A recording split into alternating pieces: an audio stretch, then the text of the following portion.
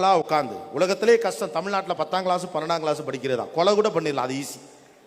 இந்த பக்கம் அம்மா, இந்த பக்கம் அப்பா, தெருவில் போறவன் வர்றவன், பொண்ணு கொடுத்தவன் கொடுக்காதவன் எல்லா பயிலும் கேட்காம ஒழுங்கா படிக்கிறியா இல்லையா அவ்வளோ பேரும் கேட்பாங்க. எதுக்குன்னு தெரியா? 10th ஸ்டாண்டர்ட் வந்தோடனே 9ஆம் கிளாஸ்ல கொலை பண்ணவன்லாம் 10th ஸ்டாண்டர்ட் படிக்கிறானா என்ன? பார்க்குறவன்லாம் ஒரு கெட்டவனை பார்க்குற மாதிரியே பார்க்குறது. ஒழுங்கா படிக்கிறியா இல்லையா, ஒழுங்கா படிக்கிறியா இல்லையா? டீ நான் ஒழுங்கா தாண்டா படிக்கிறேன், என் சப்ஜெக்ட்ல என்ன இருக்குன்னே உங்களுக்கு தெரியாது. காலையில் 4 மணிக்கு அம்மா எழுந்திரிச்சிடுவாங்க. அம்மா அன்பால் மிரட்டுவார், அப்பா உருவத்தால் மிரட்டுவார். வீட்டுக்குள்ள போலீஸ் மாதிரி ட்ரெஸ் போடாத ஒரு போலீஸ் அப்பா உட்காந்துருப்பாரு, அந்த கண்ணாடி போடாத ஒரு டீச்சர் அம்மா உட்காந்துருப்பாங்க. 2 பேரும் பக்கத்தில் இப்படி நெருக்கமாக உட்காந்துட்டு, ஒருத்தங்க கையில் பால் சொம்பு இருக்கும், காஃபி, பிள்ளைக்கு அக்கறையாக இருக்காங்களா, இன்னொருத்தர் விசிறி வச்சிருப்பார். படிப்பா, எப்படி படிப்பான் ஒருத்தன்?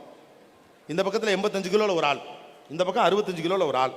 2 பேர் கையில் வச்சுக்கிறது கத்தி மாதிரியே இருக்கு. படிச்சிடணும், ஏன்னா 496 மார்க் எடுக்கணும். எடுத்த உடனே ஒரு மிகப்பெரிய பள்ளிக்கூடத்தில் +1 ஃபர்ஸ்ட் குரூப் சேரணும்.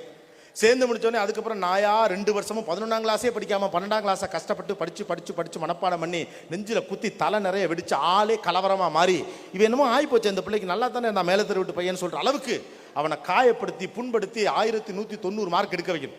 எடுத்து முடிச்சவனே ஏதாவது ஒரு காலேஜில் இன்ஜினியரிங்ல பக்காவான கோட்டால கிடைக்கணும். அந்த 4 வருஷமும் அவன் செத்தான்.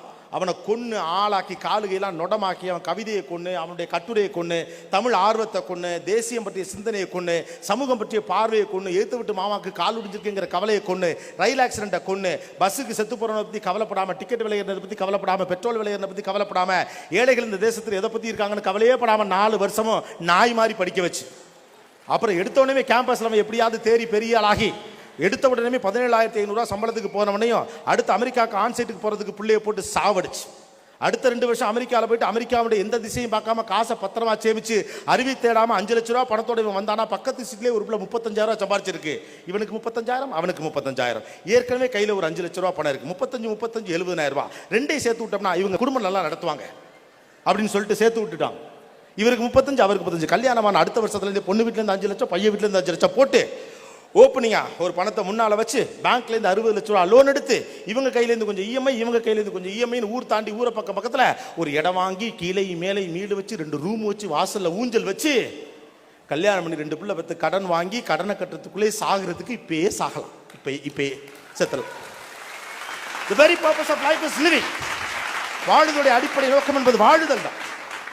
வாழுதோடைய அடிப்படை நோக்கம் என்பது சாதித்தல் அல்ல. எப்போது வாழுதோடைய அடிப்படை நோக்கம் சாதித்தல் நீங்க நினைக்கிறீங்களா, அன்னைக்கு பணக்காரனே ஆக முடியாது. மனது சுதந்திரமாக இருக்க வேண்டும். இயற்கையை அதை ரசிக்கணும், குழந்தையினுடைய கொஞ்சலை ரசிக்கணும். நாங்களாம் ரொம்ப பொறுப்பு